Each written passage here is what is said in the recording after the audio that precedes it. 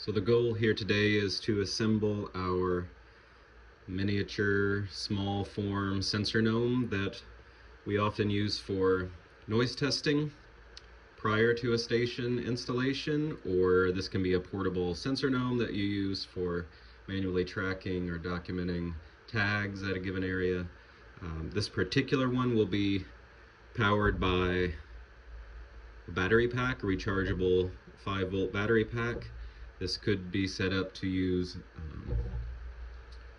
a grid power supply or a solar power supply, but that's beyond the scope of this video. There's a link to the parts list for this portable SensorGnome in the description below. I'll run through quickly what the pieces are. We have obviously our case for our SensorGnome. This is an in bulkhead connector. I have 2 installed here already. We'll only use one of these in the current installation, but we often use 2 of these in our deployment, so I've already added one of those. We have our 5-volt battery supply, which I mentioned. We have our Raspberry Pi 3B. We have our USB GPS. We have a case for our Raspberry Pi. We have a micro SD card that already has the SensorGnome version 2 software installed on it. There's a link in the description for a video on how to get that SD card set up and ready. We have a couple of USB cables, one to connect our receiver, our FunCube dongle here, to the Raspberry Pi, and then a second one which is a USB to micro USB to power the Raspberry Pi from the battery pack. Again, here's the FunCube, that's our receiver. And then I have a few different sizes of Velcro to secure the battery to the case, to secure the GPS puck to the case, and to secure the Raspberry Pi to the case. So there's your general components. Again, I've already installed the end bulkhead connector here. That's as simple as drilling a couple of appropriate sized holes in the side of the box and then tightening it down with the locking nut and washers. Alright, let's unpack the Raspberry Pi and the GPS puck.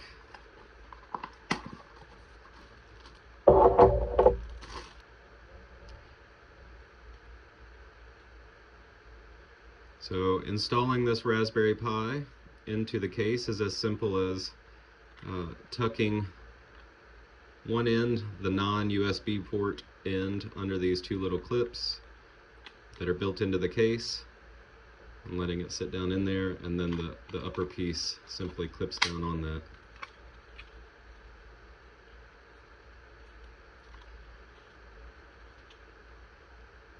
Again, sometimes I will install heat sinks onto these 2 chips in here.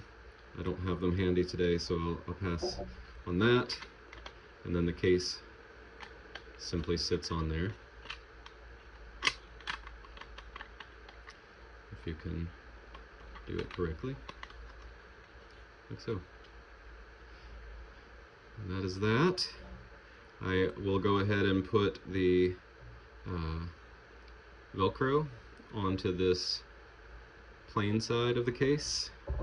This is about 1.5 inch strip of Velcro, industrial adhesive strength.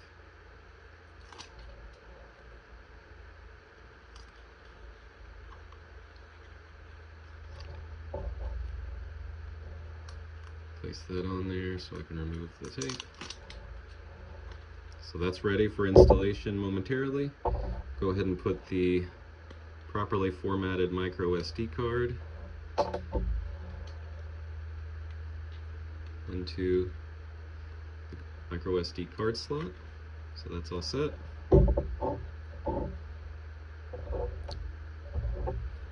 For our battery pack here, go ahead and put the Velcro on the back of it.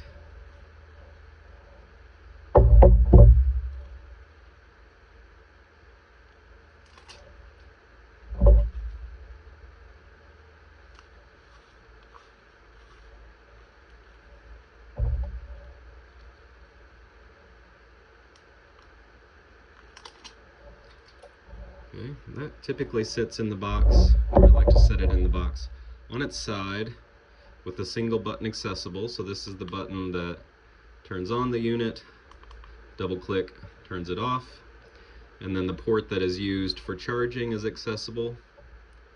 It's a USB-C port that we use for charging, and then the USB-A port with 2 lightning bolts, that's the 5 volt 2¼ amp or 3 amp, can't recall. The one that's powerful enough for the SensorGnome, for the Raspberry Pi, is on the top, so I'll just go ahead and install that in the corner.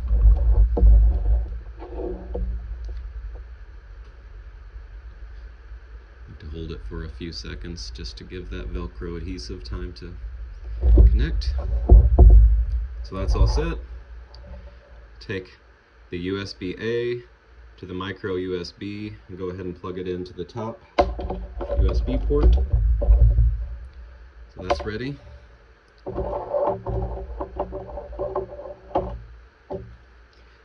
And then the way I typically install this is with the Raspberry Pi flat in its normal position, and the adhesive Velcro we put on the side will attach to the wall in this corner. So I'll go ahead and do that.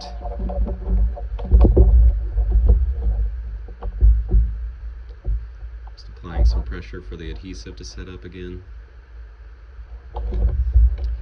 Okay, that is all set. The micro USB port is here that we will connect momentarily to power it up.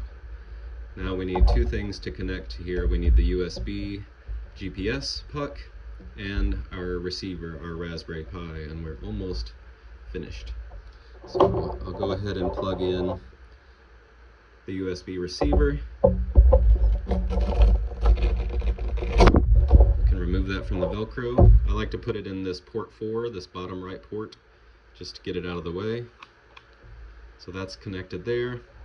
I'll go ahead and connect my the USB extension for the Fun Cube in the port, top left port. That's port 1. So that's all set. So now that those are in place, I can go ahead and put the Raspberry Pi back on its Velcro.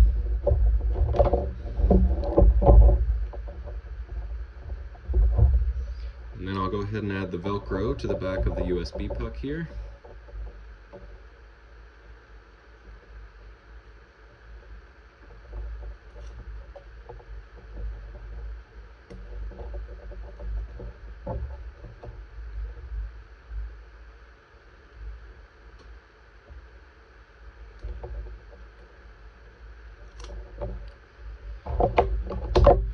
And then to keep things as tidy as possible, I like to thread it underneath both of these USB cables that we've already installed. And then it simply gets attached to the sidewall of the case up in this upper left-hand corner.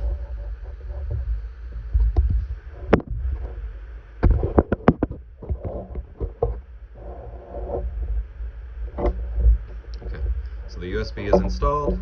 That's our timekeeper for the SensorGnome, so very important there. We can go ahead and add the Fun Cube to our USB port, our USB extension cable, and then connect it to whichever one of our bulkheads we prefer.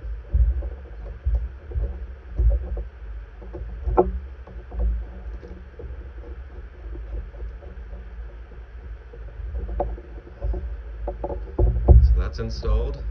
So that's it. We could add a second Fun Cube if we were going to use 2 receivers. We could add a CTT dongle if we were going to listen on both 166 megahertz and 434.